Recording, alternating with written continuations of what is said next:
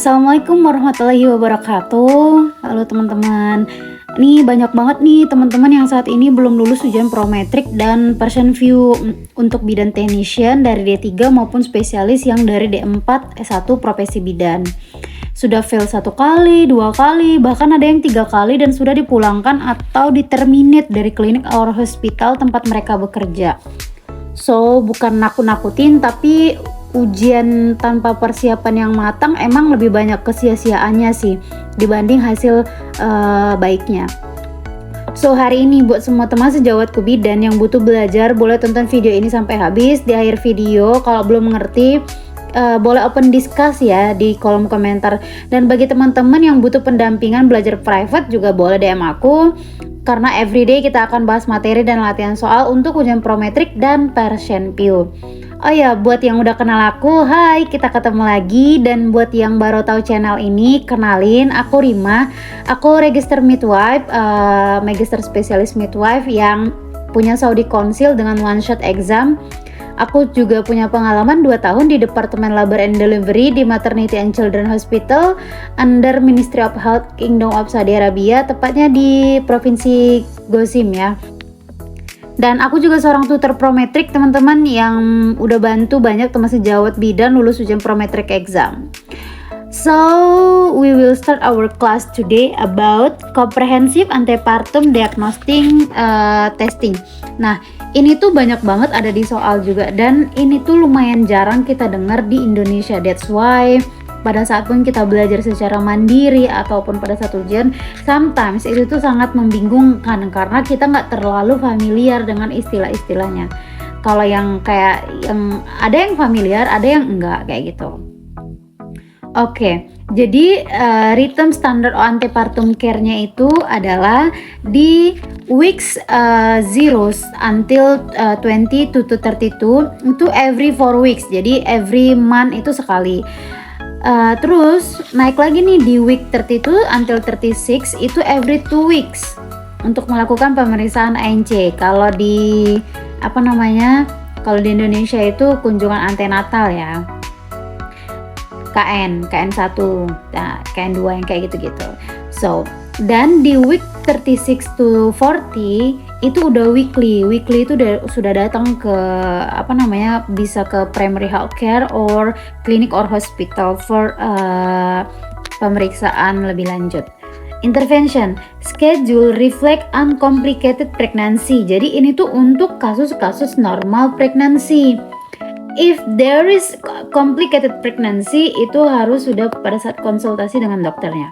So, high risk client require tailored accelerated surveillance. Jadi boleh ditingkatkan untuk pemeriksaannya.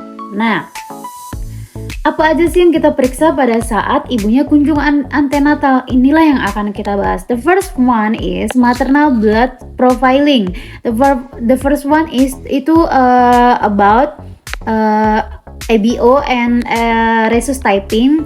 The second one is hemoglobin and hematocrit. The third one is sickle cells screening. So, karena kasus di Middle East itu banyak sekali perbedaan antara blood group mother and baby. Either mamanya blood groupnya rhesusnya positif or negatif, terus bisa juga yang babynya positif or negatif. Oke. Ini kita ngedetermine ABO ngedetermine gitu ya, ABO rhesus antigen presence. Jadi ABO-nya A, rhesusnya apa? Negatif, positif. Oke. Interventionnya adalah the problem is if mothernya itu positif. Mothernya positif, terus babynya negatif. Oh my god, I'm forget. The problem is if mother negatif, baby positif. Okay, I'm sorry. That's my mistake. Okay, administer Rhodri immunoglobulin atau ROGAM at 28 weeks if the client rhesus negative with negative antibody screen. Repeat antibody screen required. Jadi kalau misalnya mothernya ini O negatif, oke. Baby itu B positif. Oke, ini udah jelas berbeda ya. Terus habis itu kita cek nih ICT mothernya, ICT itu AB screen atau indirect com test. Jadi negatif kah or positif?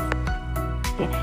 If eh apa namanya, mothernya negatif, babynya positif, di 28 weeks itu should be given rowdy immunoglobulin, and after within 72 hours after delivery ya, dalam 72 jam setelah lahiran itu juga harus diberikan rowdy immunoglobulin. Itu untuk melindungi siapa? Yes, betul, melindungi mamanya. Oke, next. Hemoglobin and hematocrit. Jadi expected psychology level decline during gestation due to increased plasma volume. Pasti ada namanya hemodialusi, artinya adalah plasma volume darahnya ini meningkat tapi kadar hemoglobin itu tetap gitu loh. That's why banyak terjadi ada kasus anemia threshold.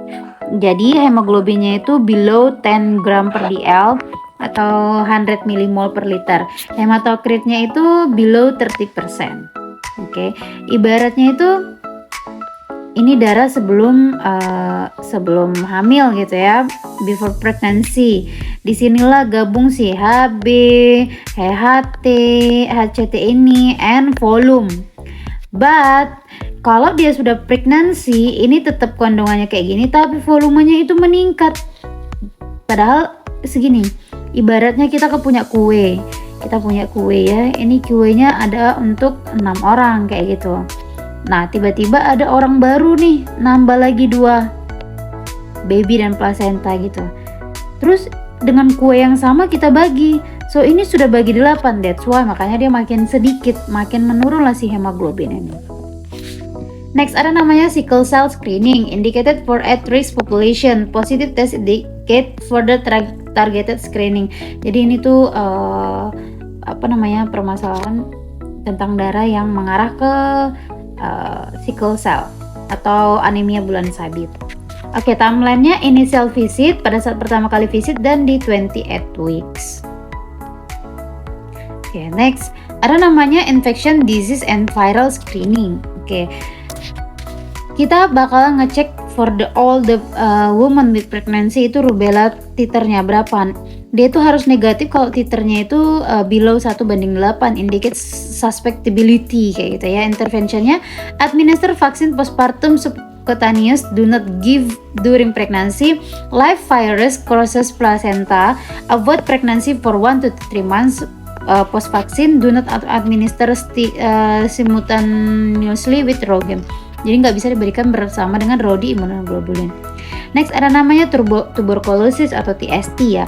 If positive, require chest radiography to rule out active disease. Interventionnya delay X-ray until after 20 weeks gestation, fetal organogenesis complete. Use abdominal lead seal, treat with medical postpartum. Oke. Next ada namanya hepatitis B. Test all women prevalence in general population. Vaccine set during pregnancy for high risk client. IV drug, HCV, specific geographic origin, status, multiple STS, ini infeksi menular seksual ya, household exposure. Routine screening ada namanya pap smear for cervical neoplasia if do atau CA cervix ya. Dan standar STI panel at initial visit. Jadi pada saat datang pertama sekali itu rutin screening untuk ngecek ada penyakit menular seksual or not. Next ada namanya metabolic excretory monitoring ya. Jadi urinalysis komponen, misalnya kita ngecek glucose. Common due to decrease renal threshold. Intervention monitor for persistent indicates potential diabetes. Terus WBC ya, indicates potential infection. Terus kalau ada ketonuria di dalam urinnya ya, ini pemeriksaan urin semua. Jadi indicates insufficiency food intake or vomiting. Kalau ada ketonuria ini lebih mengarah ke hyperemesis gravidarum. Terus protein. Kalau 2+ until 4+ itu indicate infection sama preeclampsia. Sudah tahu lah kita.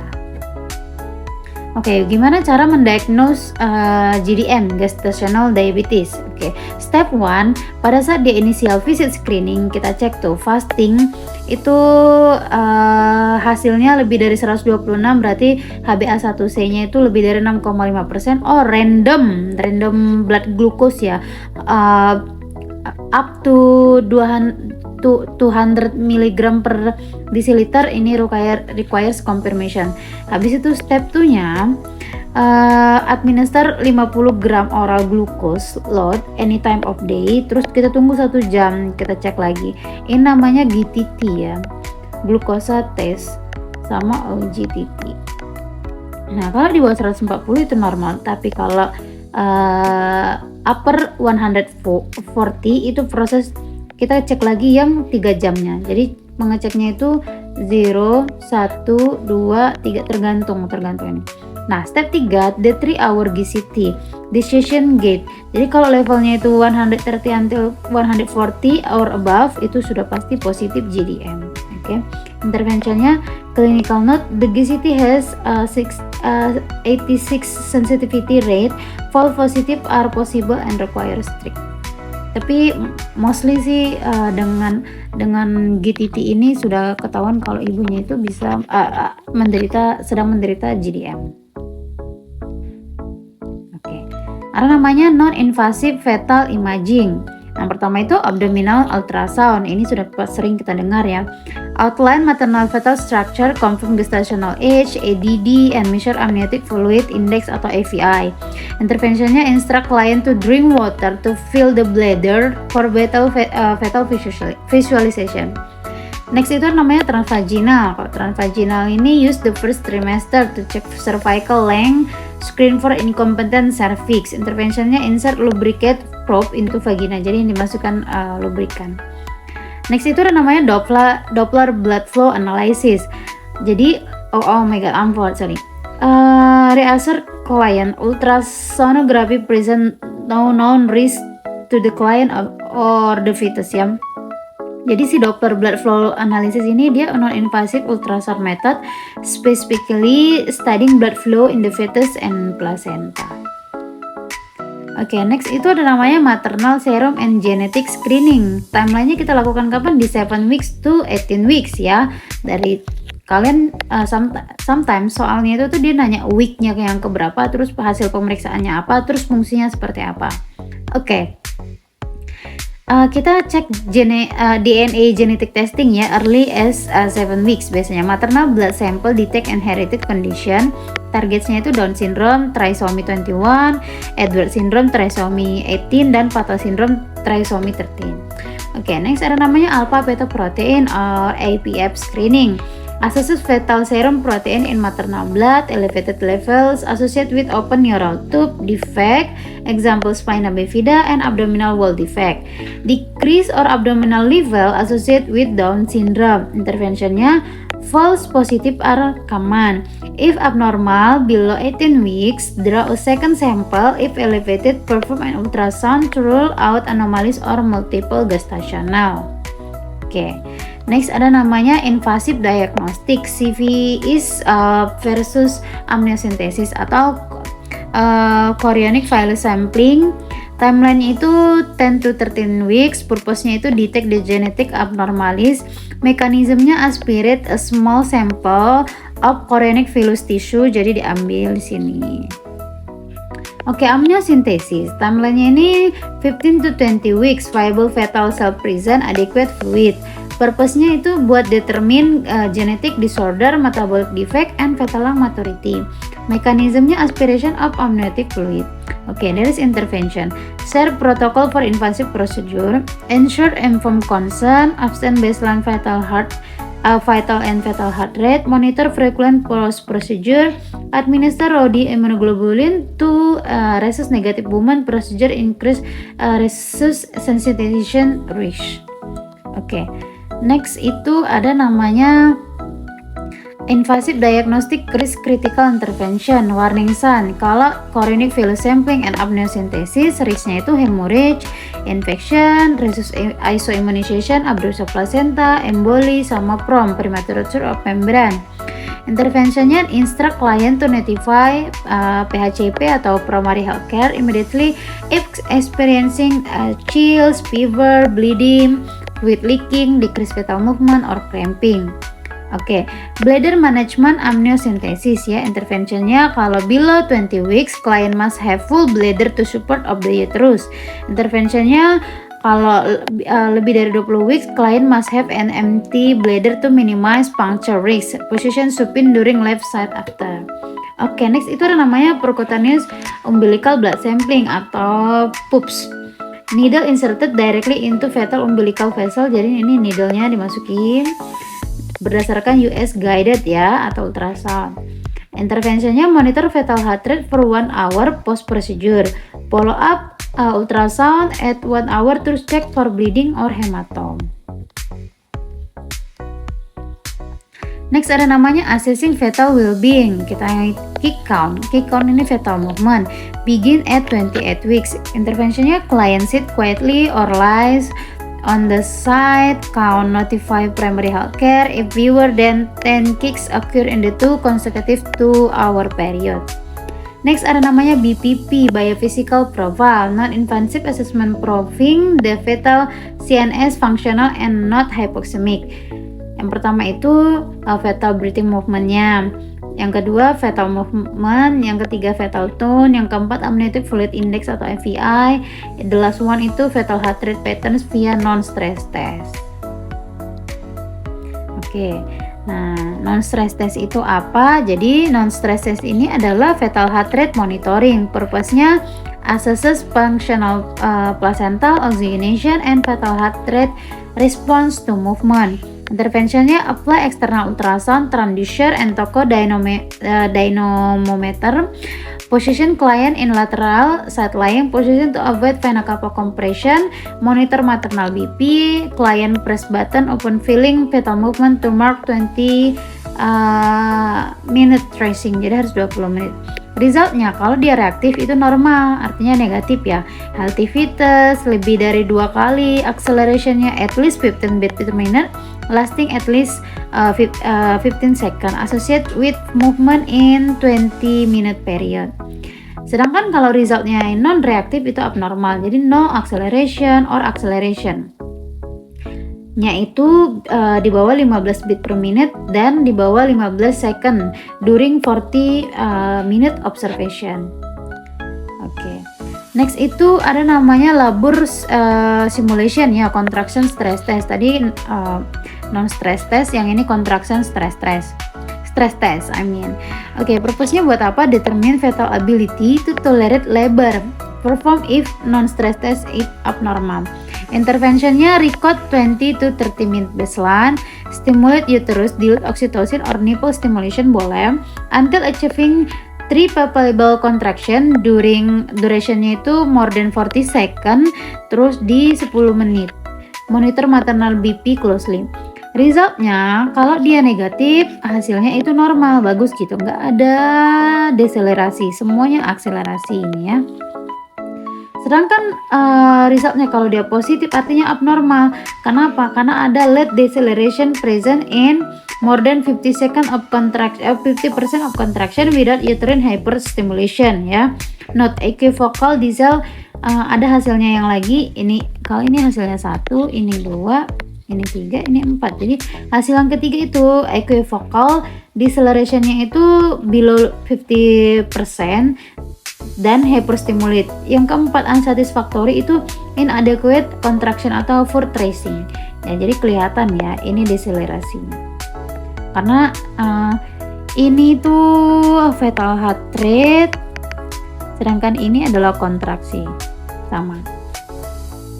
Jadi kalau dia turun setelah kontraksi itu namanya deselerasi. Oke. Next ada namanya detecting membrane rupture. Interventionnya adalah position client dan dorsal lithotomy position use sterile technique.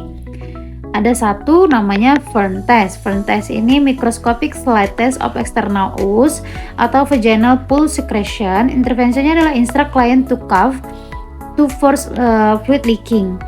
Resultnya a Fern like pattern caused by amniotic fluid salt indicates rupture. Kalau udah ada bentuknya kayak gini itu sudah berarti rupture atau rupture of membrane.